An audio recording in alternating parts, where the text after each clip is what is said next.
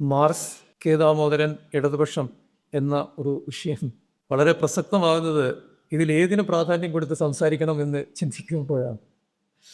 മാർസിന് പ്രാധാന്യം കൊടുത്താണോ, ദാമോദരന് പ്രാധാന്യം കൊടുത്താണോ, അതോ ഇടതുപക്ഷത്തിന് പ്രാധാന്യം കൊടുത്താണോ എന്ന് ചിന്തിക്കുമ്പോഴാണ്. അതിൽ എൻ്റെ അഭിപ്രായം ഇടതുപക്ഷത്തിന് പ്രാധാന്യം കൊടുത്ത് ചിന്തിക്കണം എന്നുള്ളതാണ്. കാരണം ചുവരുണ്ടെങ്കിലല്ലേ ചിത്രം എഴുതാൻ പറ്റുകയുള്ളൂ. കെ ദാമോദരനെക്കുറിച്ചും മാർസിനെ കുറിച്ചും അവരുടെ പ്രസക്തിയെക്കുറിച്ചും ചരിത്രപരമായും രാഷ്ട്രീയമായും സൈദ്ധാന്തികമായും പ്രത്യയശാസ്ത്രപരമായും ഒക്കെയുള്ള പ്രസക്തിയെക്കുറിച്ച് ചിന്തിക്കുന്ന ഒരു സമൂഹം ഇവിടെ നിലനിൽക്കണമെങ്കിൽ ആത്യന്തികമായി ഇവിടെ ഒരു ഇടതുപക്ഷം ഉണ്ടായിരിക്കണം, ശക്തമായൊരു ഇടതുപക്ഷം ഉണ്ടായിരിക്കണം.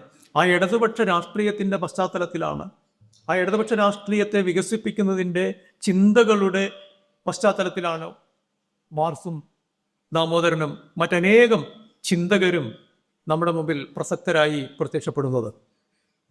കെ ദാമോദരനെ പറ്റി ചിന്തിക്കുക എന്ന് പറയുന്നത് അടിസ്ഥാനപരമായി ഈ ഒരു രാഷ്ട്രീയത്തിന് അദ്ദേഹം ചെയ്തിട്ടുള്ള സംഭാവനകൾ പുനർവിചാരണയ്ക്ക് വിധേയമാക്കുന്നത് അങ്ങേയറ്റം ഉചിതമായിട്ടുള്ള ഒരു രാഷ്ട്രീയ പ്രവർത്തനമാണ് എന്നുള്ളത് കൊണ്ടാണ്. അതൊരു ബൗദ്ധികമായ പ്രവർത്തനം മാത്രമല്ല, അതൊരു രാഷ്ട്രീയമായ ഇടപെടലാണ് ആ അർത്ഥത്തിൽ. അതുപോലെ തന്നെ തിരിച്ചു ചിന്തിക്കുകയാണെങ്കിൽ ഇടതുപക്ഷം നിലനിൽക്കണമെന്നുണ്ടെങ്കിൽ ഇടതുപക്ഷത്തിനെ സംബന്ധിച്ചുള്ള ഏറ്റവും പ്രധാനപ്പെട്ട സൈദ്ധാന്തിക ധാര അതിൻ്റെ പശ്ചാത്തലത്തിലുള്ളത് മാർക്സിസമാണ്. മാർക്സിസം ഇല്ലാത്ത ഒരു ഇടതുപക്ഷം എന്ന് പറയുന്നത് വളരെ ലിബറലായിട്ടുള്ള ചില ചിന്താഗതികളുടെ ആകത്തുക മാത്രമായിരിക്കും. ശക്തമായൊരു മാർക്സിസ്റ്റ് സാന്നിധ്യമില്ലാതെ ഇടതുപക്ഷ രാഷ്ട്രീയവും നിലനിൽക്കുന്നില്ല.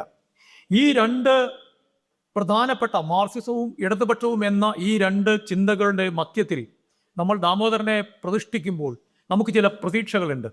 അദ്ദേഹത്തിൻ്റെ ചിന്തയിൽ നിന്ന് മാർക്സിസത്തെ വികസിപ്പിക്കുന്നതിനും ഇടതുപക്ഷ രാഷ്ട്രീയത്തെ ശക്തിപ്പെടുത്തുന്നതിനും സാധ്യമായ ചിന്താപരമായ പരികൽപ്പനകൾ, ആശയങ്ങൾ ലഭിക്കും എന്നുള്ളതാണ് അതിൻ്റെ സവിശേഷത.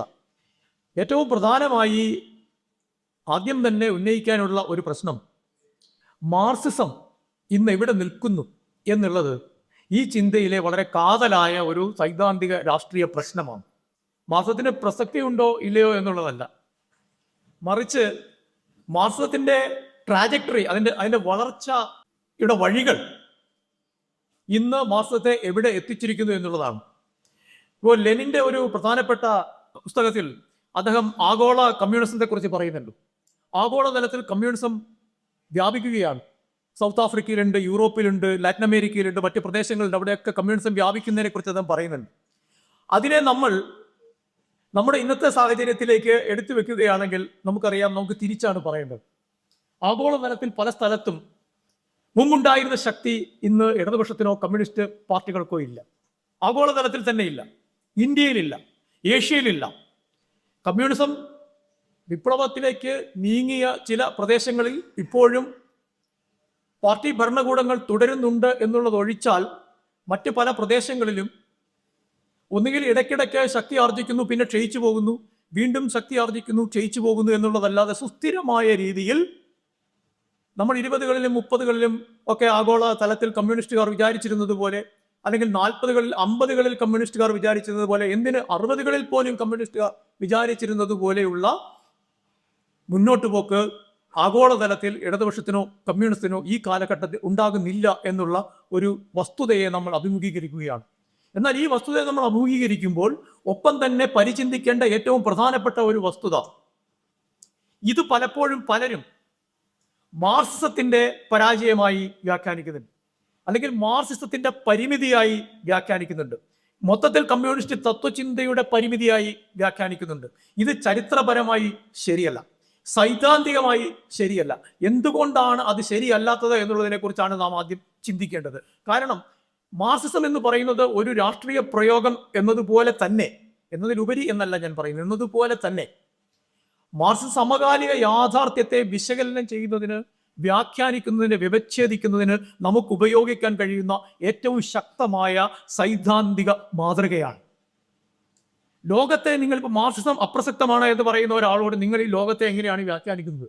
ഈ ലോകത്തിലെ രാഷ്ട്രീയത്തെ നിങ്ങൾ എങ്ങനെയാണ് കാണുന്നത്? ലോക സമ്പദ് വ്യവസ്ഥയെ നിങ്ങൾ എങ്ങനെയാണ് കാണുന്നത്? ലോക ചരിത്രത്തെ നിങ്ങൾ എങ്ങനെയാണ് കാണുന്നത്? ഒരിക്കലും മാർക്സിസ്റ്റ് അല്ലാത്ത ഒരാൾക്ക്, അതാണ് ഏറ്റവും പ്രധാനപ്പെട്ട ഒരു കാര്യം, മാർക്സിസ്റ്റ് അല്ലാത്ത മാർക്സിസ്റ്റ് ചിന്തയുമായി ബന്ധമില്ലാത്ത ഒരാൾക്ക് സമഗ്രമായി ഈ കാര്യങ്ങളെ, ലോകത്തിന്റെ ചരിത്രത്തെ, ലോകത്തിന്റെ സമ്പദ് വ്യവസ്ഥയെ, ലോകത്തിന്റെ സാംസ്കാരികതയെ, ലോകത്തിന്റെ സാഹിത്യ മണ്ഡലത്തെ എല്ലാം തന്നെ സമഗ്രമായി വ്യാഖ്യാനിക്കാൻ സാധിക്കില്ല എന്നുള്ളതാണ്. അതിന് കഴിയുന്ന ഒരേ ഒരു പ്രത്യയശാസ്ത്രം, സൈദ്ധാന്തിക മാതൃക നൽകുന്നത് മാർക്സിസമാണ്. മറ്റൊരു തത്വചിന്തയ്ക്കും അത് സാധ്യമല്ല. ഈ സമഗ്രമായി ലോകത്തെ വ്യാഖ്യാനിക്കാനുള്ള കഴിവ് ഉള്ള ഒരു സമീപനം, ദാർശനിക സമീപനം, സൈദ്ധാന്തിക സമീപനം മാർക്സിസം മാത്രമാണ്. അതെങ്ങനെയാണ്? ഇപ്പോൾ ഉദാഹരണത്തിന് ഇന്നത്തെ ലോകത്തെ നമ്മൾ എടുക്കുക. ഇന്ന് നമ്മളോട് പലരും പറയും മാർക്സിസം പരാജയപ്പെട്ടില്ലേ, മാർക്സിസം പറഞ്ഞതുപോലെ അല്ലല്ലോ, മാർക്സ് പറഞ്ഞതുപോലെ അല്ലല്ലോ കാര്യങ്ങൾ സംഭവിക്കുന്നത് എന്നൊക്കെ പലരും പറയാറുണ്ട്. യഥാർത്ഥത്തിൽ സൂക്ഷ്മമായ ചിന്തയുടെ അഭാവത്തിൽ മാത്രമാണ് അത്തരത്തിലൊരു ധാരണ തന്നെ ഉണ്ടാവുന്നത്. എന്താണ് മാർക്സ് പറഞ്ഞത് എന്നുള്ളതിനെ കുറിച്ച് പലപ്പോഴും പ്രത്യയശാസ്ത്ര ചർച്ചകൾ ഉയർത്തപ്പെടുന്ന ഒന്ന് രണ്ട് കാര്യങ്ങൾ മാത്രം ഞാൻ സൂചിപ്പിക്കാം. ഒന്ന്, മാർക്സ് പറഞ്ഞു യൂറോപ്പിലാണ് വിപ്ലവം ഉണ്ടാവുക, ആദ്യമായി വിപ്ലവം ഉണ്ടാകാൻ പോകുന്ന യൂറോപ്പിലാണ് എന്ന് മാർക്സ് പറഞ്ഞു. അതേസമയത്ത് ഉണ്ടായത് റഷ്യയിലാണ്. സാധാരണ മാർക്സിസത്തെ തള്ളിക്കളയാനായിട്ട് ആദ്യമേ തന്നെ വെക്കുന്ന വാദങ്ങളിൽ ഒന്നാണിത്. മാർക്സ് എന്താണ് എഴുതിയത്, മാർക്സ് എന്താണ് പറഞ്ഞത് എന്നതിനെ കുറിച്ചുള്ള പ്രാഥമിക ധാരണയില്ലാത്തവർക്ക് മാത്രമേ ഇത്തരത്തിലൊരു വാദഗതി വെക്കാൻ സാധിക്കുകയുള്ളൂ. കാരണം മാർക്സ് ജീവിച്ചിരിക്കുന്ന കാലത്താണ് പ്ലഖനോവ് റഷ്യയിൽ കമ്മ്യൂണിസ്റ്റ് മാനിഫെസ്റ്റോയുടെ റഷ്യൻ വിവർത്തനം പ്രസിദ്ധീകരിക്കുന്നത്. അതിന് മാർക്സും എംഗൽസും കൂടി ഒരു ആമുഖം എഴുതി കൊടുക്കുന്നുണ്ട്. ആ ആമുഖത്തിൽ മാർക്സ് പറയുന്നത് Russia is the vanguard of revolution in Europe എന്നാണ്, വേൾഡ് എന്നാണ്. റഷ്യ വങ്കാർഡ് എന്ന് പറഞ്ഞാൽ മുന്നണിയിലുള്ളത്. ഇത് ഞാൻ കയ്യിൽ നിന്നിട്ട് പറയുന്നതല്ല, മാർക്സ് എഴുതിയ കാര്യമാണ്. പ്രധാനപ്പെട്ട യൂറോപ്യൻ രാജ്യങ്ങളിലല്ലാതെ റഷ്യ വിപ്ലവത്തിന്റെ വങ്കാർഡായിരിക്കുന്നു, മുന്നണി പോരാളിയായി മാറിയിരിക്കുന്നു, അവിടെയാണ് വിപ്ലവം നടക്കാൻ സാധ്യത എന്ന് പ്ലഖനോവിന്റെ റഷ്യൻ വിവർത്തനത്തിന്, കമ്മ്യൂണിസ്റ്റ് മാനിഫെസ്റ്റോയുടെ വിവർത്തനത്തിന് മാർക്സ് എഴുതിയതാണ്. അതിൽ മാർക്സ് രണ്ട് കാര്യങ്ങൾ പറയുന്നുണ്ട്. കമ്മ്യൂണിസ്റ്റ് മാനിഫെസ്റ്റോ എഴുതിയപ്പോൾ ഞങ്ങൾക്കൊരു ചെറിയ പിഴവ് പറ്റി. അതെന്താണ്? അമേരിക്കയെക്കുറിച്ചും റഷ്യയെക്കുറിച്ചും ഞങ്ങൾ അതിൽ പ്രതിപാദിച്ചിട്ടില്ല കാര്യമായി. ഇപ്പൊ ഞാനത് പ്രതിപാദിക്കുകയാണ്. അതിന് കാരണമുണ്ട്. ബേരാ സസുരോവിച്ച് എന്ന് പറയുന്ന ഒരു റഷ്യൻ നരോദരിക് ആക്ടിവിസ്റ്റ്, കമ്മ്യൂണിസ്റ്റ്, പിന്നീട് കമ്മ്യൂണിസ്റ്റ് പാർട്ടിയുമായി ബന്ധപ്പെട്ട അവർ പ്രവർത്തിച്ചിരുന്നു. ഈ ബേരാ സസുരോവിച്ച് മാർക്സിന് ഒരു കത്ത് എഴുതുന്നുണ്ട്. ആ കത്തില് പറഞ്ഞിരിക്കുന്ന ഇതേ കാര്യമാണ്. ഇന്നിപ്പോൾ മാർക്സിനെ എതിർക്കാൻ പലരും പറയുന്ന ഈ കാര്യമാണ് അന്ന് ഒരു ചോദ്യമായി ബേരാ സസുരോവിച്ച് എന്ന് പറയുന്ന റഷ്യൻ ആക്ടിവിസ്റ്റ് മാർക്സിന് കത്തെഴുതുമ്പോൾ ചോദിക്കുന്നത്. അതായത്, താങ്കളുടെ വക്താക്കൾ, അല്ലെങ്കിൽ താങ്കളുടെ അനുയായികൾ എന്ന് റഷ്യയിൽ പറയുന്ന പലരും ഞങ്ങളോട് പറയുന്നത് വിപ്ലവം യൂറോപ്പിലാണ് നടക്കുക, ഇവിടെയല്ല. തൊഴിലാളി വർഗം ശക്തി പ്രാപിക്കാത്ത സ്ഥലങ്ങളിൽ, വ്യാവസായിക മുതലാളിത്തം ശക്തി പ്രാപിച്ച് തൊഴിലാളി വർഗം ശക്തി പ്രാപിക്കാത്ത സ്ഥലങ്ങളിൽ വിപ്ലവം ഉണ്ടാകില്ല. അതുകൊണ്ട് ആദ്യം ഉണ്ടാകേണ്ടത് വ്യാവസായിക വിപ്ലവമാണ് എന്ന് താങ്കളുടെ സുഹൃത്തുക്കൾ, താങ്കളുടെ സഖാക്കൾ ഞങ്ങളോട് പറയുന്നു. എന്നാൽ റഷ്യയിലാണെങ്കിൽ കോമൺ പ്രോപ്പർട്ടി, പൊതു ഉടമസ്ഥതയിലുള്ള ഭൂമിയാണ് വളരെയേറെ ഉള്ളത്. അത്തരം കമ്മ്യൂണുകളാണ് ഞങ്ങൾക്കുള്ളത്. ആ കമ്മ്യൂണുകളുള്ള ഞങ്ങൾക്ക് എന്ത് ചെയ്യാൻ സാധിക്കും എന്നാണ് ചോദിക്കുന്നത്. ഇതിന് ആദ്യം 3000 വാക്കുകളുള്ള ഒരു മറുപടിയാണ് മാർക്സ് തയ്യാറാക്കുന്നത്. അവസാനം ആറ്റിക്കുറുക്കി 300 വാക്കുള്ളൊരു കത്താണ് അയക്കുന്നത്. അതിൽ രണ്ട് കാര്യങ്ങൾ മാർക്സ് പറഞ്ഞിരുന്നു. അത് ഏറ്റവും ഇന്നത്തെ കാലഘട്ടത്തെ സംബന്ധിച്ചോളം, കമ്മ്യൂണിസ്റ്റ് പാർട്ടികളെ സംബന്ധിച്ചിടത്തോളം, ഇടതുപക്ഷത്തെ സംബന്ധിച്ചിടത്തോളം ഏറ്റവും പ്രസക്തമായ ഒരു കാര്യമാണ് മാർക്സ് ആ കത്തിൽ, അത് മറുപടിയിൽ സൂചിപ്പിക്കുന്നത്. ആ മറുപടിയിൽ മാർക്സ് പറയുന്നത്, എവിടെയെങ്കിലും യൂറോപ്പിലാണ് ആദ്യമായി വിപ്ലവം ഉണ്ടാവുക എന്ന് ഞാൻ എഴുതിയതായി നിങ്ങൾക്ക് കാണിച്ചു തരാമോ എന്ന്. അങ്ങനെ ഞാൻ പറഞ്ഞിട്ടേ ഇല്ല, അങ്ങനെ പറയാൻ പറ്റില്ല. അങ്ങനെ അല്ല വിപ്ലവത്തിന്, അങ്ങനെ ഇന്ന സ്ഥലത്ത് വിപ്ലവം ഉണ്ടാകുമെന്ന് മുൻകൂട്ടി പറയാൻ സാധിക്കില്ല.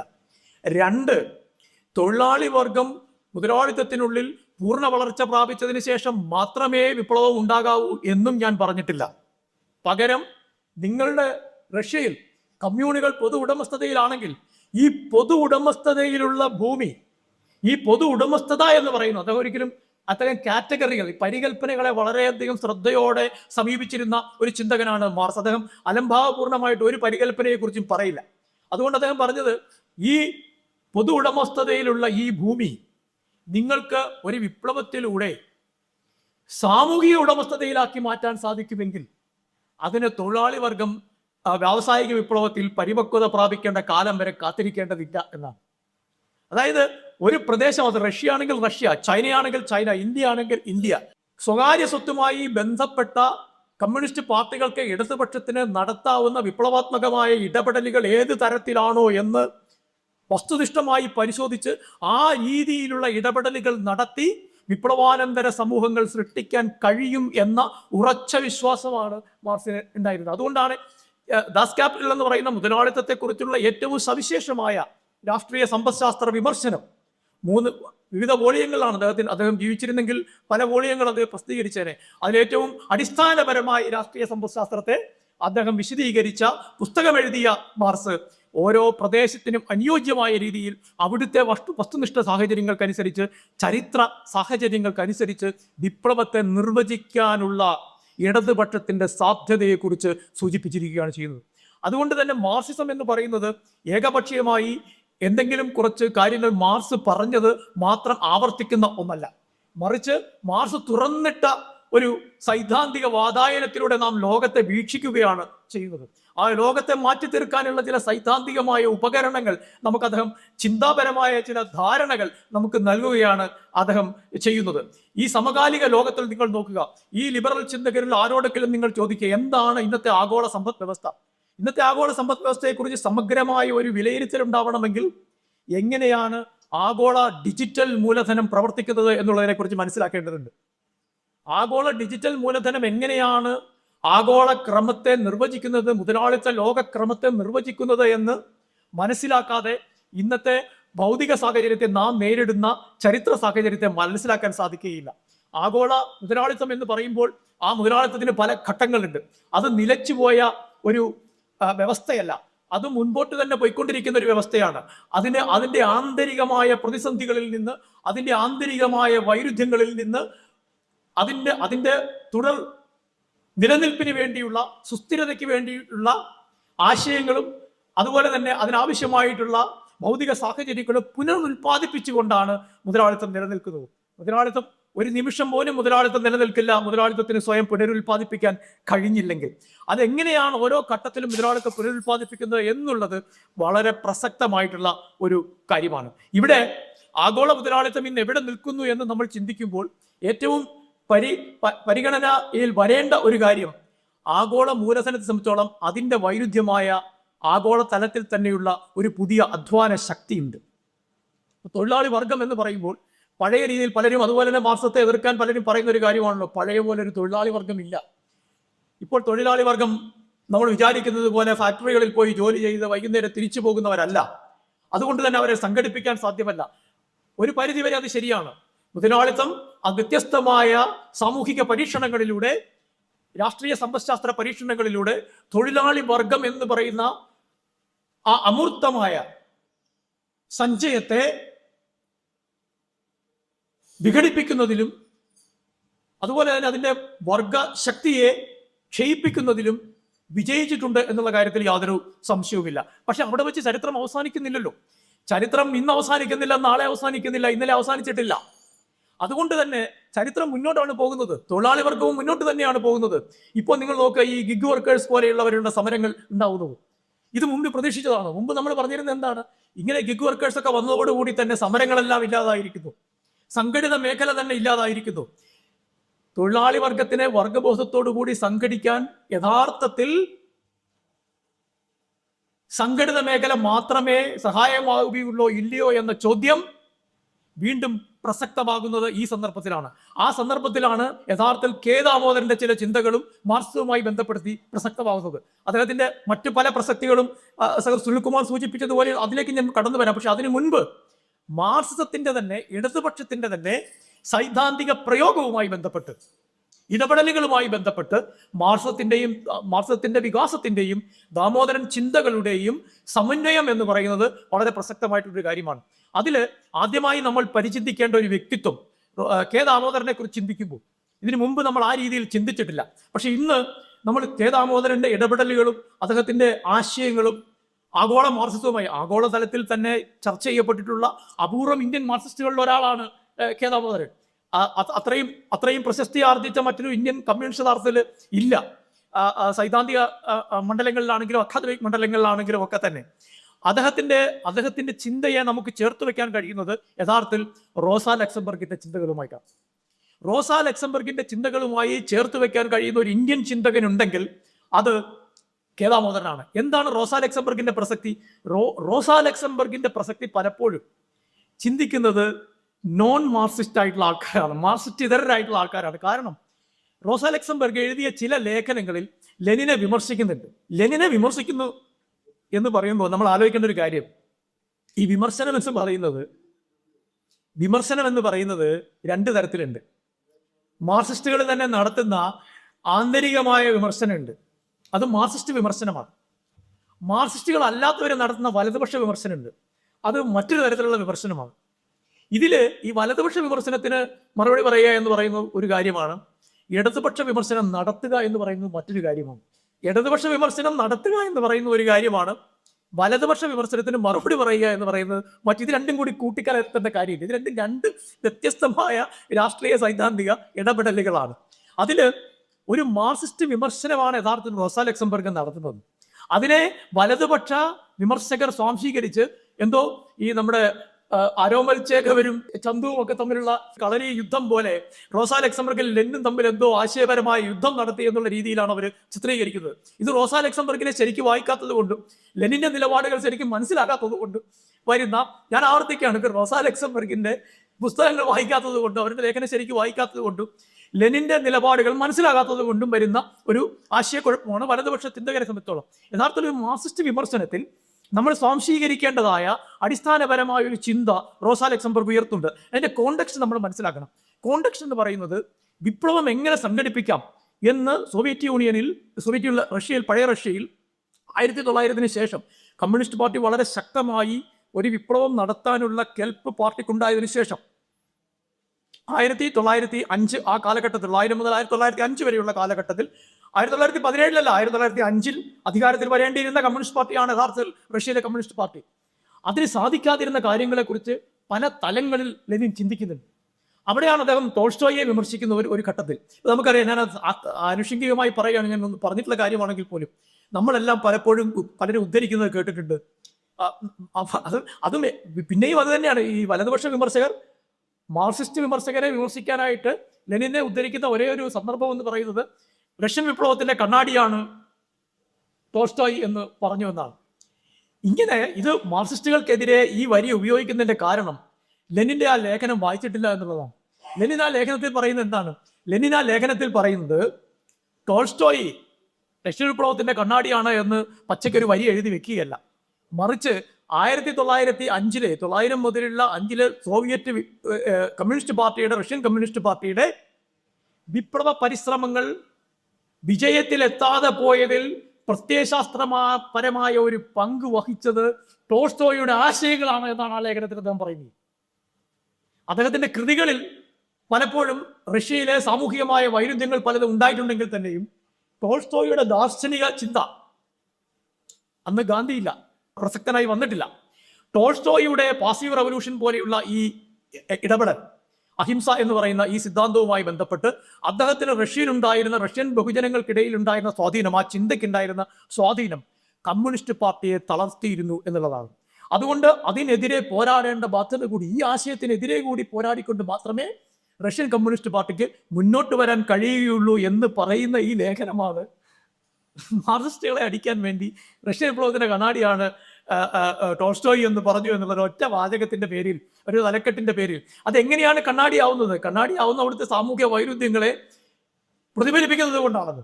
അത് മാത്രമല്ല പക്ഷെ പ്രശ്നം, അദ്ദേഹത്തിന്റെ തത്വചിന്ത, അദ്ദേഹത്തിന്റെ അഹിംസാപരമായ തത്വചിന്ത, ആ അർത്ഥത്തിൽ അന്ന് ഒരു ക്രൈസ്തവ വിശ്വാസത്തിൽ അധിഷ്ഠിതമായ, ഒരു സവിശേഷ ക്രൈസ്തവ ധാരയിൽ അധിഷ്ഠിതമായ അദ്ദേഹത്തിന്റെ ചിന്താഗതി ജനങ്ങൾക്കിടയിൽ രൂഢമൂലമായി ഇരിക്കുന്നതിനോട് പോരാടാതെ കമ്മ്യൂണിസ്റ്റ് പാർട്ടിക്ക് മുമ്പോട്ട് പോകാൻ സാധിക്കില്ല എന്ന ആശയമാണ് മുന്നോട്ട് വയ്ക്കുന്നത്. ആ സന്ദർഭത്തിൽ തന്നെയാണ് എന്താണ് കമ്മ്യൂണിസ്റ്റ് പാർട്ടി എന്നുള്ളതിനെ കുറിച്ച് ലെനിൻ ചിന്തിക്കുന്നത്. അതായത് അതിന് ആശയപരമായും ഉള്ള ഒരു സംവിധാനം പോലെ തന്നെ ഇത്തരത്തിലുള്ള പ്രത്യയശാസ്ത്ര ധാരകളെയും ഭരണകൂടത്തെയും ഒരേ സമയം എതിർക്കണമെന്നുണ്ടെങ്കിൽ അതിന് സൈനികമായ ഒരു ചട്ടക്കൂട് കൂടി ഉണ്ടായിരിക്കണം. അതിന് പാർട്ടി സംവിധാനം വളരെ ശക്തമായി പ്രവർത്തിക്കുന്ന, ഒരൊറ്റ യൂണിറ്റ് പോലെ പ്രവർത്തിക്കുന്ന ഒരു സംഘടനാ രൂപം പാർട്ടിക്ക് ഉണ്ടായിരിക്കണം. ഇതൊക്കെ ഏത് ഘട്ടത്തിലെ ചിന്തയാണ്? സൈനികമായ ഒരു ഭരണകൂടത്തെ നേരിടുന്ന ഒരു കമ്മ്യൂണിസ്റ്റ് പാർട്ടിയുടെ പ്രായോഗിക രാഷ്ട്രീയ പ്രവർത്തനത്തെ വിവരിക്കുന്നതിന് ഉപയോഗിക്കുന്ന പരികൽപ്പനകളാണിതെല്ലാം. അതാണ് ചരിത്രപരമായ ഒരു പ്രസക്തി. എന്നേക്കുമായി എല്ലാ കമ്മ്യൂണിസ്റ്റ് പാർട്ടികളും ഇങ്ങനെ ചെയ്തു കൊള്ളണം എന്ന് പറഞ്ഞില്ല, എന്നെ എഴുതി വെക്കുന്നതല്ല. പക്ഷേ റോസ ലക്സംബർഗ് ഒരു ഇടതുപക്ഷ വിമർശനം, ഒരു മാർക്സിസ്റ്റ് വിമർശനം അതിനോട് ഉന്നയിക്കുന്നത് ഇങ്ങനെ ഒരു പാർട്ടി സംവിധാനം ഉണ്ടാക്കിക്കഴിഞ്ഞാൽ അതിൻ്റെ പ്രബുദ്ധത, ഈ ഒരു ആശയത്തിൻ്റെ പ്രബുദ്ധത നിലനിർത്താനും മുന്നോട്ട് കൊണ്ടുപോകാനും സാധിക്കുന്നില്ലെങ്കിൽ അത് യാന്ത്രികമായി പോവുകയും സ്വാതന്ത്ര്യത്തിന്, പാർട്ടി സഖാക്കളുടെ സ്വാതന്ത്ര്യത്തിന് കുച്ചിവിലങ്ങായി പോവുകയും ചെയ്യും എന്നുള്ളതാണ്. 3 കാര്യങ്ങളാണ് ഈ സന്ദർഭത്തിൽ നമ്മൾ ചിന്തിക്കേണ്ടത്. ഒന്ന്, എന്താണ് ലെനിൻ യഥാർത്ഥത്തിൽ പറയുന്നത്? ലെനിൻ അത് എതിർത്ത് ചിന്തിക്കാനുള്ള സ്വാതന്ത്ര്യമാണ് സ്വാതന്ത്ര്യം എന്നാണ് റോസ ലക്സംബർഗ് പറഞ്ഞത്. എതിർത്ത് ചിന്തിക്കാനുള്ള സ്വാതന്ത്ര്യമാണ് സ്വാതന്ത്ര്യം. പാർട്ടിയുടെ കാര്യത്തിലാണ്. അതായത് ഇതൊന്നും പ്രാപഞ്ചിക സത്യം എന്നുള്ള രീതിയിലല്ല പറയുന്നത്. നമ്മൾ മാർക്സിസ്റ്റുകൾ സംസാരിക്കുന്നത് മാർക്സത്തിനുള്ളിലാണ്, മാർക്സിസ്റ്റ് പരികല്പനകൾക്കുള്ളിലാണ്. അതിനുള്ളിലാണ് അതിന് സൈദ്ധാന്തികമായിട്ട് പക്വതയുള്ളത്, പരിപക്വതയാകുന്ന ആർജിക്കുന്നത് ആ സംവിധാനത്തിനുള്ളിലാണ്, ആ സൈദ്ധാന്തിക സംവിധാനത്തിനുള്ളിലാണ്. അല്ലാതെ സാർവത്രികമായ ചില മൂല്യങ്ങൾ പറയുന്നു എന്നുള്ള രീതിയിൽ മാർക്സിസ്റ്റുകൾ സംസാരിക്കാറില്ല. ധാർമ്മിക മൂല്യങ്ങൾ എന്ന് പറയുന്ന കൃതിയിൽ ദാമോദരൻ അത് എടുത്തു പറയുന്നുണ്ട്. അങ്ങനെ സാർവത്രികമായ സാർവജനീനമായ മൂല്യങ്ങളല്ല നമ്മൾ സംസാരിക്കുന്നത്. ചരിത്രപരമായി, സൈദ്ധാന്തികമായി, പ്രത്യയശാസ്ത്രപരമായി ബന്ധമുള്ള മൂല്യങ്ങളെ കുറിച്ചിട്ടാണ്. അപ്പോൾ ഈ 3 കാര്യങ്ങളാണ് ഇവിടെ ഉള്ളത്. ഒന്ന്, വർഗബോധം എങ്ങനെ ഉണ്ടാകും? പാർട്ടി സങ്കല്പത്തിൽ ലെനിൻ പറയുന്നത് പാർട്ടിയുടെ നേതൃത്വത്തിൽ പ്രത്യയശാസ്ത്രപരമായി തൊഴിലാളി വർഗത്തെ പടച്ചട്ട അണിയിക്കുന്നതിലൂടെയാണ് വർഗബോധം ഉണ്ടാകുന്നത് എന്ന് ലെനിൻ പറയുന്നു. റോസ ലക്സംബർഗ് എന്താണ് പറയുന്നത്? ബഹുജന സമരങ്ങളും വർഗസമരങ്ങളും ഉണ്ടാകുമ്പോൾ പാർട്ടി ഉണ്ടെങ്കിലും ഇല്ലെങ്കിലും ആ വർഗസമര പ്രക്രിയയിലൂടെ ആണ് വർഗബോധം ഉണ്ടാകുന്നത്. അടിസ്ഥാനപരമായിട്ട് തമ്മിൽ ബന്ധമുള്ളതാണ്. അതായത് ഈ പാർട്ടി ഉണ്ടാകുന്നത് കൊണ്ട് വർഗസമരം ഇല്ലാതാവുന്നില്ല. പലപ്പോഴും വിമർശകരെ ചിന്തിക്കുമ്പോൾ ഇത് രണ്ടും തമ്മിലുള്ള ആ ഒരു ആന്തരികമായ ബന്ധമുണ്ട്, ഇന്റർ കണക്ഷൻ എന്ന് പറയുന്നത് ചിന്തിക്കുന്നില്ല. ഇവരൊരു സംവാദത്തിലാണ്. അതിന് പലതും അസ്യൂം ചെയ്യുന്നുണ്ട്. ലെനിൻ പറയുന്നത് മുഴുവൻ നിരാകരിക്കാൻ വേണ്ടി ഒരു ലേഖനം എഴുതി വിടുകയല്ല റോസ ലക്സംബർഗ് ചെയ്യുന്നത്. അന്ന് ആഗോളതലത്തിൽ കമ്മ്യൂണിസ്റ്റുകൾ അംഗീകരിച്ചിട്ടുള്ള ചില തത്വങ്ങളുടെ അടിസ്ഥാനത്തിൽ മാർക്സത്തിലൂടെ ഒരു ഇടപെടലാണ്. അപ്പോൾ ലെനിൻ പറയുന്നത് വർഗബോധം ഉണ്ടാകാനായി പുറമേ നിന്നുള്ള പാർട്ടിയുടെ ഇടപെടൽ ഉണ്ടാവണം. ഇവർ പറയുന്നത്, റോസ ലക്സംബർഗ് പറയുന്നത്, അതിനേക്കാൾ പ്രധാനമായി സർഗാത്മകമായി വർഗസമരവും ആ പ്രക്രിയയിലും തൊഴിലാളികൾ ഏർപ്പെടുന്നതോടുകൂടി വർഗബോധവും ഉണ്ടാകുന്നു എന്നുള്ളതാണ്. രണ്ടാമത്തെ കാര്യം എന്ന് പറയുന്നത് ഈ പാർട്ടി അച്ചടക്കം എന്ന് പറയുന്നതിനെ കുറിച്ചാണ്. പാർട്ടി അച്ചടക്കം ആത്യന്തികമായി പ്രധാനമാണ് എന്ന് ലെനിൻ പറയുമ്പോൾ അതിനെ അല്ല യഥാർത്ഥത്തിൽ റോസ ലക്സംബർഗ് ചോദ്യം ചെയ്യുന്നത്. റോസ ലക്സംബർഗ് പറയുന്നത് പാർട്ടി അച്ചടക്കം പ്രധാനമായി വയ്ക്കുമ്പോൾ തന്നെ അച്ചടക്കം സ്ഥാപിക്കാനായി നാം ഉണ്ടാക്കുന്ന നിയമവ്യവസ്ഥകൾ യഥാർത്ഥത്തിൽ പ്രവർത്തകരുടെയും സഖാക്കളുടെയും സ്വാതന്ത്ര്യത്തെ ജനാധിപത്യ വിരുദ്ധമായ രീതിയിൽ അതിലംഘിക്കുന്നുണ്ടോ എന്നാണ് ചിന്തിക്കേണ്ടത് എന്നാണ്. അതായത് കേന്ദ്രീകൃത ജനാധിപത്യം എന്ന് പറയുന്നത് ഒരു ജനാധിപത്യ മൂല്യമായി ലെനിൻ അംഗീകരിക്കുമ്പോൾ ജനാധിപത്യം എന്നത് ഒരു പാർട്ടി മൂല്യമായി കണക്കാക്കണം എന്നാണ് റോസ ലക്സംബർഗ് പറയുന്നത്. അതാണ് തമ്മിലുള്ള ബന്ധം. ഇവർ തമ്മിൽ അടിച്ച് പിരിയല്ല ചെയ്യുന്നത്. ഇവർ തമ്മിൽ എന്തോ അംഗം വെട്ടുകയല്ല. അവരെ ഒരേ കാര്യത്തിന്റെ 2 വശങ്ങൾ വിശദമാക്കുകയാണ് ചെയ്യുന്നത്. അതുപോലെ തന്നെ പാർട്ടിയുടെ നേതൃത്വത്തിലുള്ള ഇടപെടൽ വളരെ വളരെ അത്യാവശ്യമാണ് എന്ന് പറയുമ്പോൾ സ്പോണ്ടേനിയസ് ആയിട്ടുള്ള ഇടപെടലുകളെ തള്ളിക്കളയേണ്ട കാര്യമില്ല. ലെനിൻ ആ തരത്തിലൊരു ഒരു വാചകം പറയുന്നുണ്ട്. സ്പോണ്ടേനിയസ് ആയിട്ടുള്ള ഇടപെടലുകൾ കൊണ്ട് മാത്രം, ഇപ്പോൾ നമുക്കറിയാം ഈ പാറ്റകളിൽ സമരം ചെയ്യുന്നു, മറ്റു പല സ്ഥലങ്ങളിൽ സമരങ്ങൾ നടക്കുന്നു. ആ സമരങ്ങളൊന്നും വ്യവസ്ഥയെ മാറ്റുന്നില്ല. വ്യവസ്ഥയെ മാറ്റുമെന്ന് നമ്മൾ പ്രതീക്ഷിക്കുന്നു പോലുമില്ല. വ്യവസ്ഥയെ മാറ്റണമെന്ന് നിങ്ങൾ ചിന്തിക്കുന്നുണ്ടെങ്കിൽ വ്യവസ്ഥ മാറ്റുന്നതിന് ബദല് വേണം. ഈ മന്ത്രി രാജിവെച്ചാൽ ഇദ്ദേഹത്തിന്റെ സമരം തീരും. കോക്രോച്ച് ജനതാ പാർട്ടിയുടെ സമരം മന്ത്രി രാജിവെക്കാൻ വേണ്ടിയാണ്. നമ്മൾ ആലോചിക്കുന്നത് അജണ്ട വളരെ ചെറിയ ഒരു അജണ്ടയാണ് യഥാർത്ഥത്തിൽ മുമ്പോട്ട് വെച്ചിരിക്കുന്നത്. പ്രധാന രാജിവെക്കണം എന്നല്ലേ ഉള്ളൂ. എന്ന് മാത്രമല്ല, ഞാൻ ഞെട്ടിപ്പോയത് അവരുടെ മാനിഫെസ്റ്റോയിൽ 4-5 കാര്യങ്ങൾ അവർ പറഞ്ഞതിൽ ഒന്ന് UAPA ഉപയോഗിച്ച് എല്ലാവരെയും തടവിലാക്കണം എന്നാണ്. മന്ത്രിമാരെയൊക്കെ UAPA എതിർക്കുക എന്നുള്ളതാണ് ഒരു ജനാധിപത്യ സംഘടനയുടെ ഏറ്റവും പ്രധാനപ്പെട്ട ആവശ്യം. അത് ആണ് ഞാൻ പറഞ്ഞത്, പ്രത്യയശാസ്ത്രപരമായി, രാഷ്ട്രീയമായി, സൈദ്ധാന്തികമായി മാർക്സിസവുമായി ബന്ധമില്ലാത്ത ലിബറൽ സംഘടനകൾ സമരരംഗത്തുണ്ടാവുന്നത് ജനാധിപത്യത്തെ സംബന്ധിച്ചിടത്തോളം, പ്രത്യേകിച്ച് ഇന്നത്തെ ഇന്ത്യൻ അവസ്ഥയിൽ അങ്ങേയറ്റം സ്വീകാര്യമായ ഒരു കാര്യമാണെങ്കിൽ പോലും ഇടതുപക്ഷത്തിന്റെ പ്രസക്തി എന്ന് പറയുന്നത് അതെല്ലാം ഉപരിയായി മാർക്സത്തിൻ്റെതായ, ലെനിനിസത്തിൻ്റെതായിട്ടുള്ള, മറ്റ് മാർക്സിസ്റ്റ് ചിന്തകരുടേതായിട്ടുള്ള അടിസ്ഥാന ബോധം കൂടി അതിലേക്ക് കൊണ്ടുവരാൻ സാധിക്കുന്നു. ഇടതുപക്ഷം ഇല്ലെങ്കിൽ അത് സാധിക്കില്ല എന്നുള്ളതാണ്.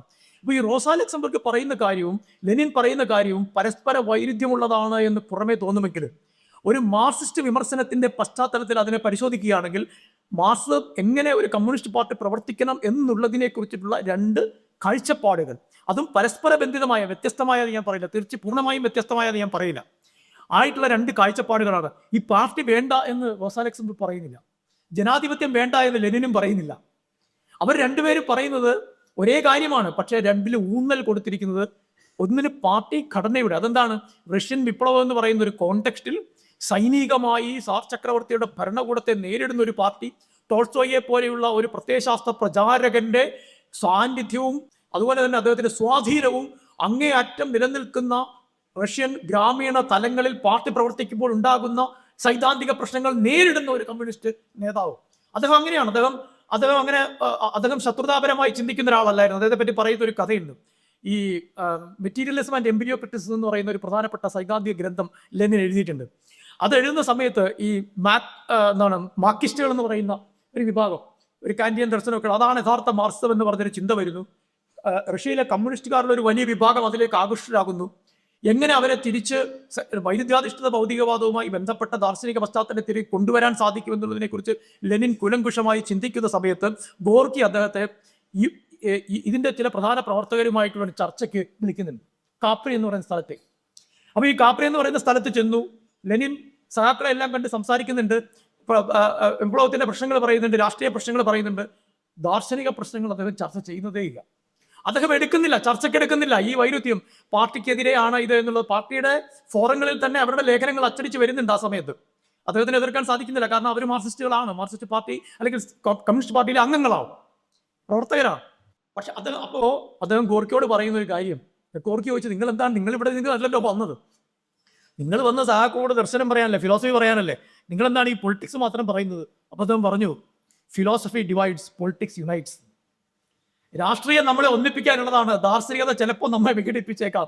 അതിന് ഈ സന്ദർഭത്തിൽ ഞാൻ തുനിയുന്ന തത്വചിന്ത, ആത്യന്തികമായി തത്വചിന്തയുടെ മേഖലയിൽ പാർട്ടിക്ക് ആധിപത്യം ഉണ്ടാകണ്ട എന്നല്ല അദ്ദേഹം പറയുന്നത്. ഈ സന്ദർഭത്തിൽ സഖാക്കൾ തമ്മിൽ ഈ വൈരുദ്ധ്യം നിലനിൽക്കുന്ന സന്ദർഭത്തിൽ അവരുടെ ആ വൈരുദ്ധ്യം ഇല്ലാതാക്കാനും അവരെ സമരത്തിന്റെ മുന്നണിയിലേക്ക് കൊണ്ടുവരാനും സാധിക്കുന്നത് രാഷ്ട്രീയം പറഞ്ഞാലാണ്. കാരണം രാഷ്ട്രീയത്തിൽ നമ്മൾ തമ്മിൽ അഭിപ്രായ വ്യത്യാസമില്ല, ഉള്ളത് സൈദ്ധാന്തികമായിട്ടുള്ള വ്യത്യാസമാണല്ലോ. അദ്ദേഹം തിരിച്ചു പോയിട്ടാണ് ഈ എംപിരിയോ ക്രിറ്റിസിസം എന്ന് പറയുന്ന, മെറ്റീരിയലിസം ആൻഡ് എംപിരിയോ ക്രിറ്റിസിസം എന്ന് പറയുന്ന അദ്ദേഹത്തിന്റെ ഏറ്റവും അഗാധമായ ദാർശനിക ചിന്തകൾ അടങ്ങിയിട്ടുള്ള പുസ്തകം എഴുതുന്നത്. അതൊരു സമീപനമാണ്. അത് ഒരു പാർട്ടി നേതാവിന്റെ പ്രയോഗബദ്ധമായ സർഗാത്മക ചിന്തയിൽ നിന്ന് വരുന്ന ഒരു ധാരണയാണ്. എങ്ങനെയാണ് സഹാക്കളുമായി ഞാൻ ഇടപെടേണ്ടത് എന്നുള്ളത്.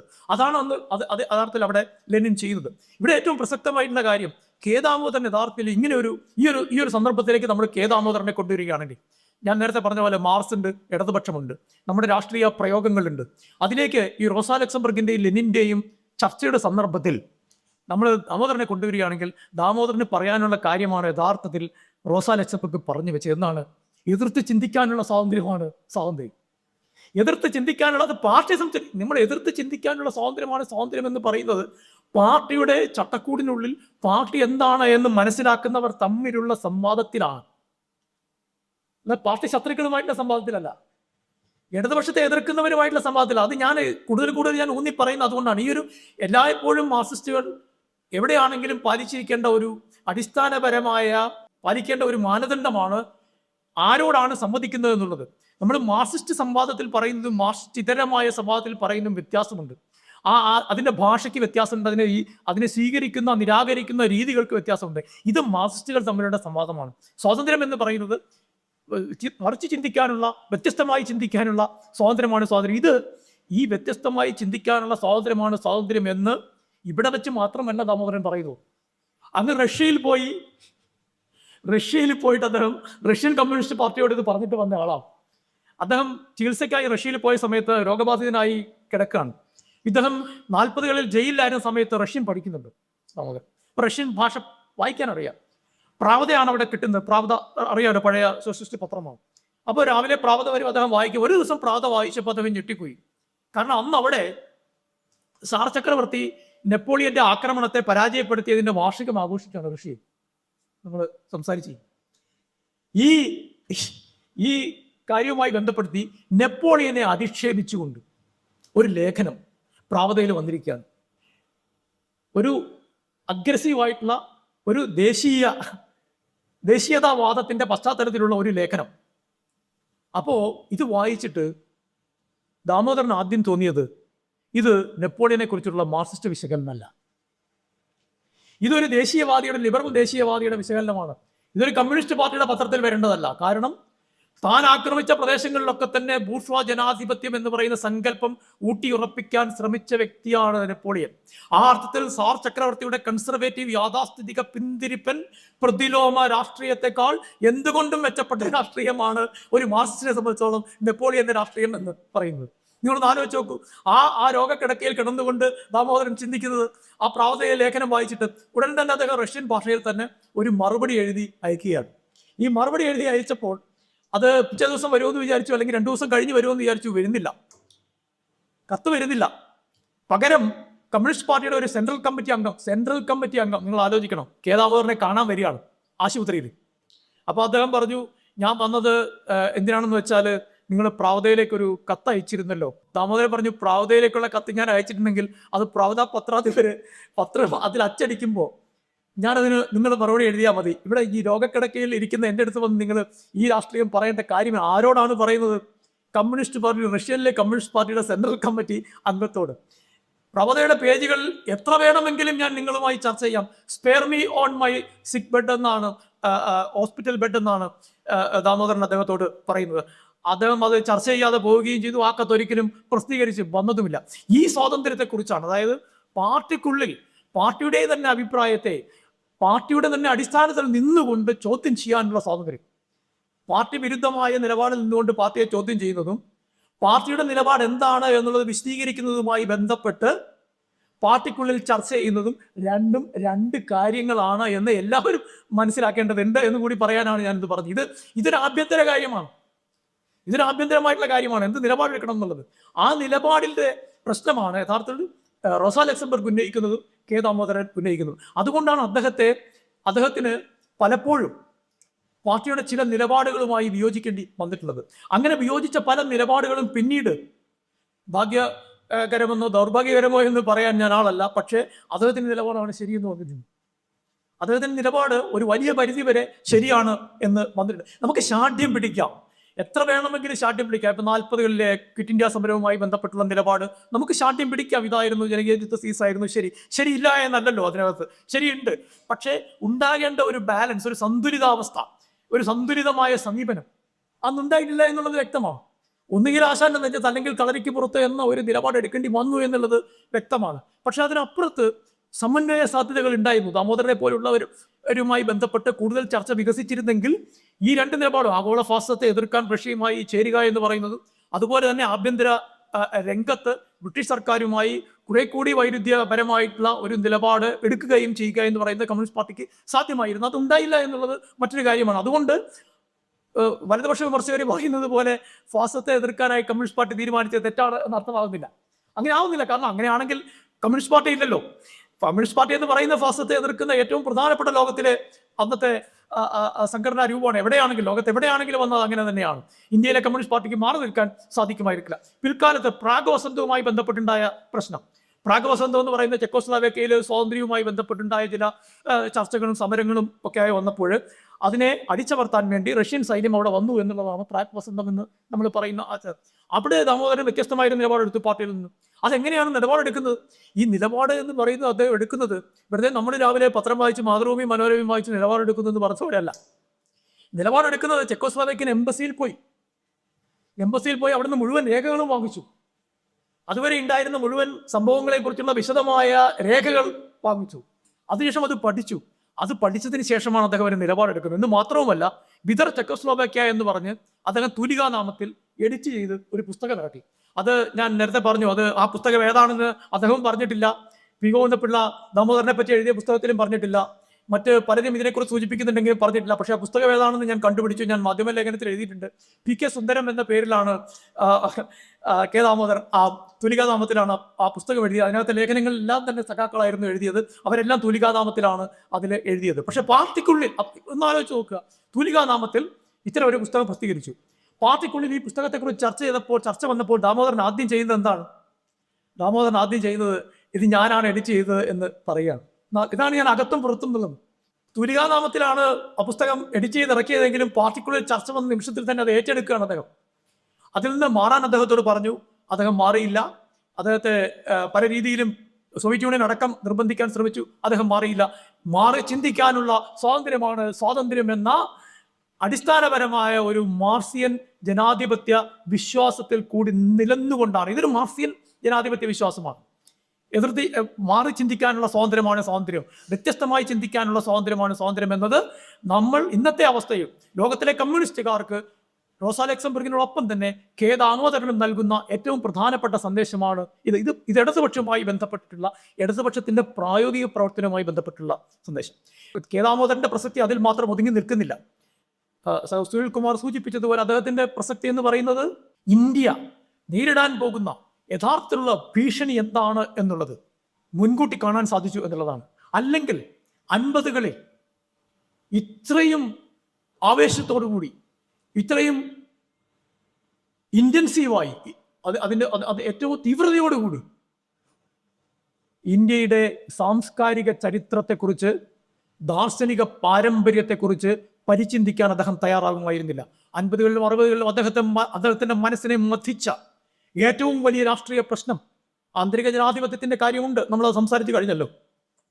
അതിനപ്പുറത്ത് അദ്ദേഹത്തിന്റെ മനസ്സിനെ മഥിച്ച ഒരു കാര്യം, എങ്ങനെയാണ് ഇന്ത്യയുടെ സാംസ്കാരിക ചരിത്രത്തെ, ഇന്ത്യയുടെ ദാർശനിക ചരിത്രത്തെ വ്യാഖ്യാനിക്കുക എന്നുള്ളതാണ്. എന്ത് സംഭവിച്ചു ഇന്ത്യയുടെ സാംസ്കാരിക ചരിത്രത്തിന്, എന്ത് സംഭവിച്ചു ഇന്ത്യയുടെ ദാർശനിക ചരിത്രത്തിന്, അതാണ് അദ്ദേഹം അന്വേഷിക്കുന്നത്.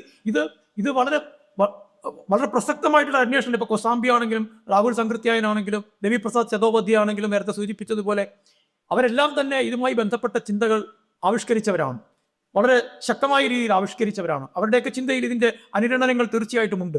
പക്ഷേ അതിന് ഏറ്റവും ശക്തമായൊരു രാഷ്ട്രീയ മുഖം കൊടുക്കുന്നത്, അതായത് എങ്ങനെയാണോ അങ്ങേയറ്റത്തെ കൃത്യതയോടുകൂടി ബ്രാഹ്മണിക്കൽ ഐഡിയോളജി, ബ്രാഹ്മണിക്കൽ പ്രത്യയശാസ്ത്രം ഇന്ത്യയുടെ തത്വചിന്താ ചരിത്രത്തിൽ ഇടപെട്ടത് എന്ന കാര്യം പരിശോധിക്കാനാണ് ഇന്ത്യൻ തോട്ടും അതുപോലെ ഇന്ത്യയുടെ ആത്മാവ് തുടങ്ങിയിട്ടുള്ള പുസ്തകങ്ങളെല്ലാം തന്നെ ഖേദാനോദരൻ എഴുതുന്നത്. അതായത് ഇന്ത്യ ഇനി നേരിടാൻ പോകുന്ന ഏറ്റവും വലിയ ഫാസിസ്റ്റ് ഭീഷണി എന്ന് പറയുന്നത് ഹിന്ദുത്വ ശക്തികളിൽ നിന്നാണെന്ന് മനസ്സിലാക്കിക്കൊണ്ടും ആ ഹിന്ദുത്വ ശക്തികളുടെ പ്രത്യയശാസ്ത്രപരമായ അടിത്തറ എന്ന് പറയുന്നത് ബ്രാഹ്മണിസമാണെന്ന് മനസ്സിലാക്കിക്കൊണ്ടും ഓരോ തത്വചിന്തയും ഇഴപിരിച്ച് പരിശോധിക്കുമ്പോൾ ദാമോദരൻ പറയുന്നത് എങ്ങനെയാണ് ബ്രാഹ്മണിക്കൽ ഐഡിയോളജി ഇതിലേക്ക് കടന്നു വന്നത് എന്നാണ്. ഒരു കാലഘട്ടത്തിൽ നാസ്തിക ദർശനങ്ങളായി ആരംഭിച്ച, അല്ലെങ്കിൽ നാസ്തിക ദർശനം എന്ന് പറയേണ്ട കാര്യമില്ല, അല്ലെങ്കിൽ ഭൗതികവാദപരമായ ദർശനങ്ങളായി ഉയർന്നു വന്ന ഇന്ത്യൻ ദാർശനിക ധാരകളെ എങ്ങനെയാണ് ആശയവാദപരമായ ചിന്താഗതികളാക്കി ബ്രാഹ്മണിക്കൽ ഐഡിയോളജി മാറ്റിത്തീർത്തത് എന്ന ചോദ്യമാണ് ദാമോദരൻ ചോദിക്കുന്നത്. അതായത് ഇതെല്ലാം ഏതരത്തിലും ആശയവാദമാണെന്ന് പറയല്ല, ഇതെല്ലാം ഭൗതികവാദമാണെന്ന് പറയല്ല.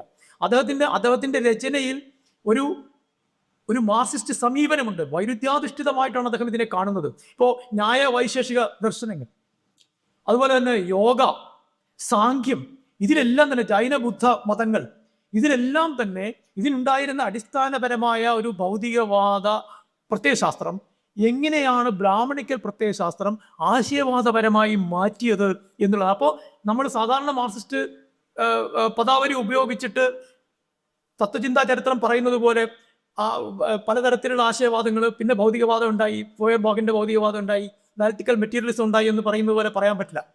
കാരണം ഓരോ ഘട്ടത്തിലും പല ഘട്ടങ്ങളിലായി ഭൗതികവാദം ഉയർന്നു വരുന്നു.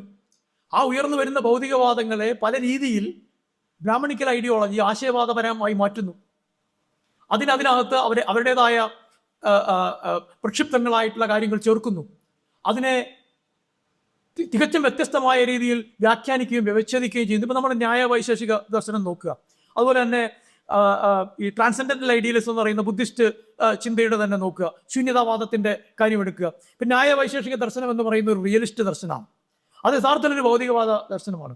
ഒരു ഭൗതികവാദ ദർശനവും ഒരു ശൂന്യവാദ ദർശനവും തമ്മിലാണ് യഥാർത്ഥത്തിൽ ഈ ബുദ്ധ മതവും അതിനു മുമ്പ് നിലനിന്നിരുന്ന ഇന്ത്യൻ ഭൗതികവാദവും തമ്മിൽ ഏറ്റുമുട്ടുന്നത്. അതിന് മറ്റൊരു സാഹചര്യമാണ്. അതുകൊണ്ടാണ് ശങ്കരനെ പോലുള്ളവരൊക്കെ അദ്ദേഹത്തെ ചിലപ്പോഴൊക്കെ പ്രച്ഛന്ന ബുദ്ധൻ എന്നൊക്കെ വിളിക്കുന്നത്. ഇതിൽ നിന്ന് സ്വാംശീകരിച്ചു, അതിൽ നിന്ന് സ്വാംശീകരിച്ചു, അങ്ങനെ ഒരു ഈ ശങ്കരൻ ഒരു സങ്കര തത്വചിന്തയാണ് യഥാർത്ഥത്തിൽ കൊണ്ടുവന്നിട്ടുള്ളത്. അദ്ദേഹത്തിന്റെ സ്വന്തമായിട്ടുള്ള മൗലികമായിട്ടുള്ള ഒരു തത്വചിന്തയല്ല ശങ്കരൻ, ഒരു സങ്കര തത്വചിന്തയാണ് അദ്ദേഹത്തിന്. അത് നമുക്ക് വായിച്ചാൽ മനസ്സിലാവും. ഇപ്പോൾ നമ്മുടെ പ്രിയപ്പെട്ട കവി ബാലചന്ദ്രൻ ചുള്ളിക്കാട് സൗന്ദര്യനഗരി വിവർത്തനം ചെയ്ത് മാതൃഭൂമിയിൽ പ്രസിദ്ധീകരിക്കേണ്ട. ചിലരൊക്കെ ചോദിക്കുന്നുണ്ടായിരുന്നു, ബുദ്ധമത വിശ്വാസിയായ ഇദ്ദേഹം ഇങ്ങനെയാണ് സൗന്ദര്യലഹരി വിവർത്തനം ചെയ്യുന്നത്. സൗന്ദര്യലഹരി വിവർത്തനം ചെയ്യുന്ന അതിൻ്റെ ദൈക്ഷണികവും അതിൻ്റെ എസ്തറ്റിക് ആയിട്ടുള്ള സൗന്ദര്യാത്മകവും ലാവണ്യപരവുമായിട്ടുള്ള ശക്തി കൊണ്ടാണ്. അത്ര ശക്തിയുള്ള ഒരു കൃതിയാണത്. നമ്മളെ അതിൻ്റെ ശക്തി എന്ന് പറയുന്നത് യഥാർത്ഥത്തിൽ കാളിദാസൻ അടക്കമുള്ള സംസ്കൃത സാഹിത്യകാരന്മാർ, കവികൾ അവർ കൊണ്ടുവന്ന ചില ഉപമാ സങ്കല്പമുണ്ട്. ഒരു സ്ത്രീയെ എങ്ങനെയാണ് ഉപമിക്കുക, അല്ലെങ്കിൽ ഒരു വസ്തുവിനെ എങ്ങനെയാണ് ഉപമിക്കുക എന്നുള്ളത്. ആ രീതിയിൽ ഉപമിക്കാൻ കഴിയാത്ത ഒരു അതീത വസ്തുവായിട്ട് ദേവിയെ സങ്കല്പിക്കുക. അപ്പോൾ നമ്മൾ ഈ സാധാരണ ഒരു സ്ത്രീയെ വർണ്ണിക്കാൻ ഉപയോഗിക്കുന്ന ഒന്നും ഇപ്പൊ അന്നനട പറയാൻ പറ്റില്ല. കാരണം അന്നം നടക്കാൻ പഠിക്കുന്നത് ദേവിയിൽ നിന്നാണ്. അപ്പോൾ ദേവിക്ക് അന്നനടയാണെന്ന് പറയാൻ പറ്റില്ല. ദേവിയുടെ ചുണ്ട് പുഷ്പം പോലെയാണെന്ന് പറയാൻ പറ്റില്ല. കാരണം പുഷ്പത്തിന് ഭംഗി കിട്ടുന്നത് ദേവിയുള്ളത് കൊണ്ടാവും. കാളിദാസനും മറ്റ് സാഹിത്യകാരന്മാരും ഉപയോഗിച്ച ഉപമകളെ മുഴുവൻ തകിടം മറിക്കുകയാണ് ശങ്കരാചാര്യ ചെയ്യുന്നത്. ഒരുപക്ഷെ അതായിരിക്കാം അദ്ദേഹം അതിനകത്തൊരു ചലഞ്ചായിട്ട് കണ്ടത്. ഒരു ദൈക്ഷണികമായ സൗന്ദര്യശാസ്ത്രപരമായ ഒരു ചലഞ്ചുള്ള കൃതിയാണ്. നമ്മളിപ്പോൾ അതിനെക്കുറിച്ചല്ല പറയുന്നത്. അദ്ദേഹത്തിന്റെ ദർശനം എന്ന് പറയുന്നത് ഈ ഒരു ഹൈബ്രിഡ് ദർശനം അദ്ദേഹം കൊണ്ടുവന്നിട്ടുണ്ട്. അത് ഇന്ത്യയിൽ നിലനിന്നിരുന്ന ദാർശനിക മേഖലയിൽ നിലനിന്നിരുന്ന വർഗ സംഘർഷത്തിന്റെ ഒരു പ്രതിഫലനമാണ് അദ്ദേഹത്തിന്റെ ഈ സമന്വയ സമീപനം എന്ന് പറയുന്നത്. ആ സമന്വയ സമീപനത്തിലേക്ക് അദ്ദേഹത്തെ നിർബന്ധിക്കുന്നത് ആ കാലഘട്ടത്തിൽ ഈ രണ്ട് ഭൗതികവാദ ധാരകളും ആശയവാദ ധാരകളും തമ്മിൽ നിന്നിരുന്ന സംഘർഷമല്ല, മറിച്ച് നിലനിൽക്കുന്ന ഭൗതികവാദ ധാരകളെ ആശയവാദ ധാരകളാക്കി മാറ്റാനുള്ള ബ്രാഹ്മണിസത്തിന്റെ കുത്സിത ശ്രമമാണ് എന്ന ചരിത്രപരമായ നിഗമനമാണ് യഥാർത്ഥത്തിൽ എത്ര മൗലികമായ ഒരു നിഗമനത്തിലാണ് അദ്ദേഹം എത്തിച്ചേരുന്നത് നോക്കുക. അതാണ് അദ്ദേഹത്തിന്റെ പ്രസക്തി. അതുകൊണ്ടാണ് വളരെ ശക്തമായ രീതിയിൽ തന്നെ അദ്ദേഹത്തിന് ഇത് ഒരു പ്രതിരോധമാണ് എന്ന്, അതായത് ഇന്ത്യൻ തത്വചിന്ത പഠിക്കുന്നത്, ഇന്ത്യൻ തത്വചിന്തയെ മനസ്സിലാക്കുന്നത്, ഇന്ത്യയുടെ സാംസ്കാരിക ചരിത്രത്തെ അതിസൂക്ഷ്മമായി പരിശോധിക്കുന്നത് ഒരു രാഷ്ട്രീയ പ്രവർത്തനമാണ് എന്ന് അദ്ദേഹം മുൻകൂറായും മനസ്സിലാക്കുകയാണ്. 70കളിലേക്ക് എത്തുമ്പോഴേക്ക് തന്നെ നമുക്കറിയാം ഇന്ത്യയുടെ സാഹചര്യം മാറിക്കഴിഞ്ഞു.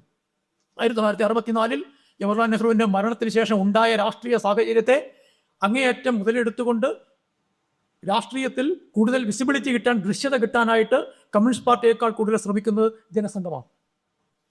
അതിനുശേഷമുള്ള തെരഞ്ഞെടുപ്പിൽ അതിന്റെ ഫലമുണ്ടായി. സ്വതന്ത്ര പാർട്ടിയുമായി കൂട്ടിച്ചേർന്ന് കമ്മ്യൂണിസ്റ്റ് പാർട്ടിക്ക് ഉണ്ടായിരുന്ന പാർലമെന്റ് അംഗങ്ങളെക്കാൾ കൂടുതൽ അംഗബലത്തോടു കൂടി വലതുപക്ഷ ശക്തികൾ പാർലമെന്റിൽ വരുന്നത് 64 ശേഷമാണ്. നെഹ്റു മരിച്ചതിന് ശേഷമുള്ള സാഹചര്യം മുതലെടുത്തുകൊണ്ടാണ്. ആ സന്ദർഭത്തിൽ ഉണ്ടായ പ്രശ്നം ദൗർഭാഗ്യകരമെന്ന് പറയട്ടെ, പാർട്ടിയിലെ പിളർപ്പാണ്. അപ്പോൾ നമ്മളിപ്പോൾ എന്തൊക്കെ പറഞ്ഞാൽ തിരിഞ്ഞു നോക്കുമ്പോൾ നമുക്കറിയാം എന്തുമാത്രം രാഷ്ട്രീയ ഊർജം ഈ പിളർപ്പുമായി ബന്ധപ്പെട്ട് രണ്ടു കൂട്ടരുടെയും നേതൃത്വത്തിന് നഷ്ടപ്പെട്ടിട്ടുണ്ടാവും. പരസ്പരമുള്ള ചർച്ചകൾക്ക്, സംവാദങ്ങൾക്ക് നമ്മളാണോ ശരി അവരാണോ ശരി എന്നൊക്കെയുള്ള തർക്കവുമായി ബന്ധപ്പെട്ട് അത് ഇന്നും നിലനിൽക്കുന്ന ആ തർക്കവുമായിട്ട് അക്കാലത്ത് ഒന്ന് ആലോചിച്ച് നോക്കുക. ഇന്ത്യയിൽ ഏറ്റവും ജനാധിപത്യ വിരുദ്ധമായ ഒരു ഫാസിസ്റ്റ് ശക്തി അതിൻ്റെ വരവറിയിക്കുന്ന വർഷം ഇന്ത്യയിലെ കമ്മ്യൂണിസ്റ്റ് പാർട്ടി പിളരുകയാണ്. ചരിത്രത്തിലെ ഏറ്റവും വലിയ ദുര്യോഗങ്ങളിൽ ഒന്നായിട്ട് നമ്മൾ കാണേണ്ട ഒരു കാര്യമാണ്. അതിനുവേണ്ടി ചെലവഴിച്ച രാഷ്ട്രീയ ഊർജം അത് പിന്നെ തിരിച്ചു പിടിക്കാൻ പാർട്ടികൾക്ക് എത്ര കാലം വേണ്ടി വന്നു, വീണ്ടും ഒന്നിക്കേണ്ടി വന്നു. ആ ഘട്ടത്തിന് ശേഷം ഈ ശക്തികൾ പിന്നെ തിരിഞ്ഞു നോക്കുന്നില്ല. RSS ബാലാസാഹേബ് ദേവരശ് അപ്പോഴാണ്, ആ സന്ദർഭത്തിലാണ് 69 RSSന്റെ സംഘചാലകോ അങ്ങനെ എന്തോ ആയിട്ട് വരുന്നത്.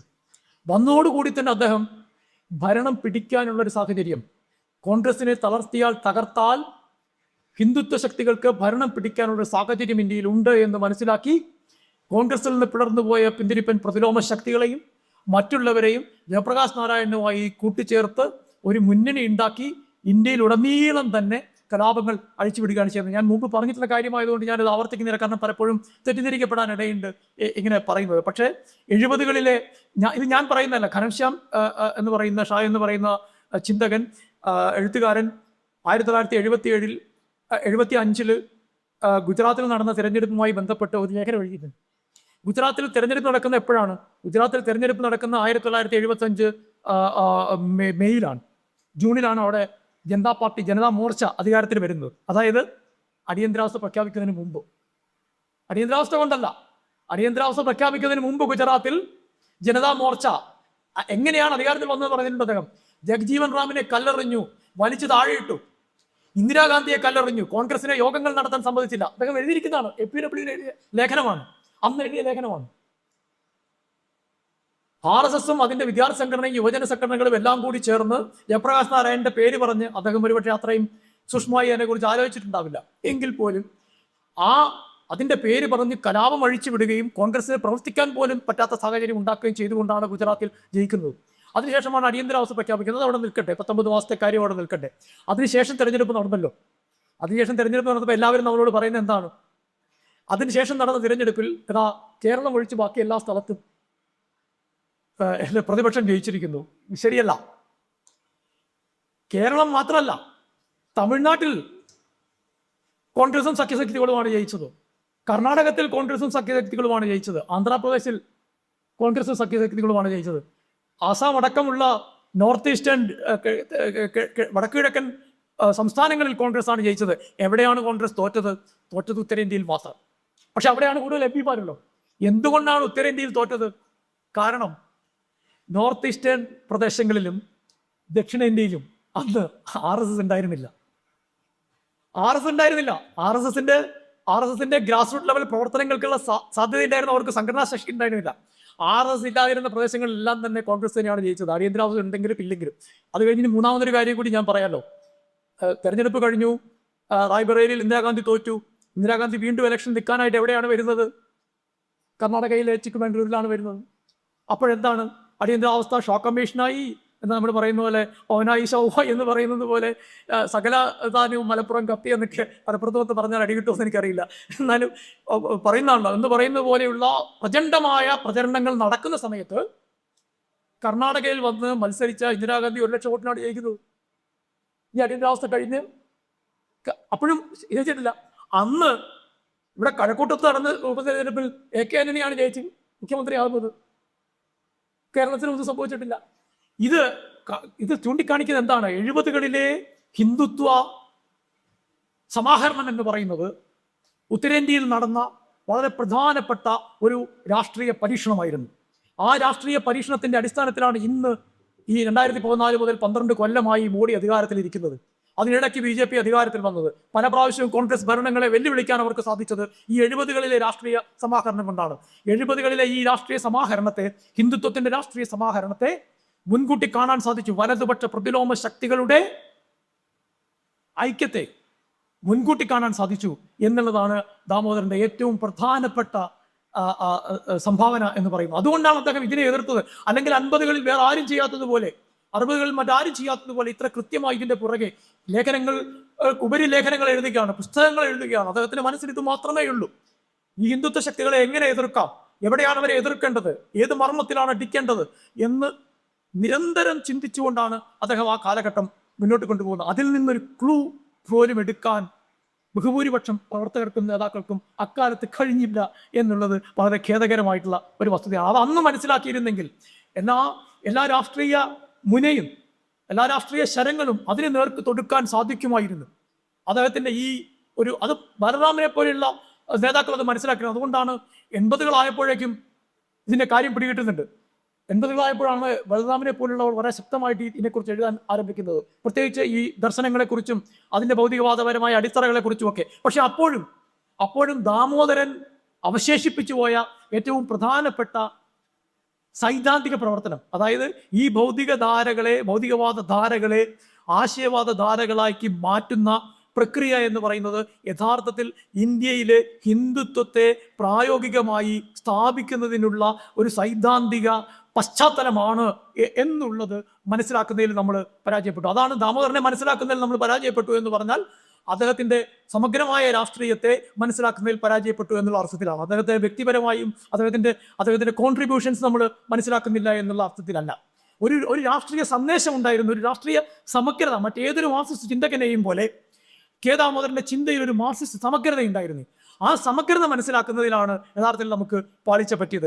ഇന്ന് ദാമോദരനെ പറ്റി നമ്മൾ പരിചിന്തിക്കുക എന്ന് പറയുമ്പോൾ ഏറ്റവും പ്രധാനപ്പെട്ട കാര്യം ഈ സൈദ്ധാന്തിക സമഗ്രത, ദാർശനിക സമഗ്രത ദാമോദരന്റെ തിരിച്ചു പിടിക്കുക എന്നുള്ളതാണ്. അദ്ദേഹത്തിന്റെ എണ്ണമറ്റ കൃതികളിൽ, എണ്ണമറ്റ സമീപനങ്ങളിൽ, രചനകളിൽ അടങ്ങിയിട്ടുള്ള ഏറ്റവും കാതലായ ഈ രാഷ്ട്രീയ സൈദ്ധാന്തിക സന്ദേശം, അതിൻ്റെ പൂർണ്ണമായ അർത്ഥത്തിൽ നമുക്ക് ഉൾക്കൊള്ളാൻ സാധിക്കുക എന്ന് പറയുന്നത് വളരെ വളരെ പ്രസക്തമായിട്ടുള്ള കാര്യമാണ്. ഇടതുപക്ഷ രാഷ്ട്രീയത്തെ സംബന്ധിച്ചിടത്തോളം ഇടതുപക്ഷ രാഷ്ട്രീയത്തിന് ഇന്ത്യയിൽ നിലനിൽക്കണമെന്നുണ്ടെങ്കിൽ ഈ സമഗ്രത, അദ്ദേഹത്തിൻ്റെ ഈ ചിന്താ സമഗ്രതയിലേക്ക് ഒരു കണ്ണു പായിക്കാതെ അല്ലെങ്കിൽ അതിൽ നിന്ന് ഉൾക്കൊള്ളാതെ മുന്നോട്ട് പോകാൻ സാധിക്കുകയില്ല എന്നുള്ളതാണ് പ്രശ്നം. അതുകൊണ്ട് മാർക്സിസത്തെക്കുറിച്ചാണെങ്കിലും ഇടതുപക്ഷത്തെക്കുറിച്ചാണെങ്കിലും ചിന്തിക്കുമ്പോൾ, പ്രത്യേകിച്ച് ഇന്ത്യയിൽ നിന്ന് ചിന്തിക്കുമ്പോൾ, അതിൻ്റെ പ്രായോഗികമായി, ഞാൻ നേരത്തെ പറഞ്ഞല്ലോ, ആദ്യമേ തുടർന്ന് പറഞ്ഞതുകൊണ്ടാണ് മാർക്സിസം എന്ന് പറയുന്നത് ഒരു സിദ്ധാന്ത സമഗ്രത മാത്രമല്ല, അതിൻ്റെ പ്രായോഗികത എന്ന് പറയുന്നത് ഇന്ത്യയിൽ എങ്ങനെയാണ് എന്ന് ആലോചിക്കുന്നതിന് ഏറ്റവും ശക്തമായ സൈദ്ധാന്തിക പരികൽപ്പനകൾ,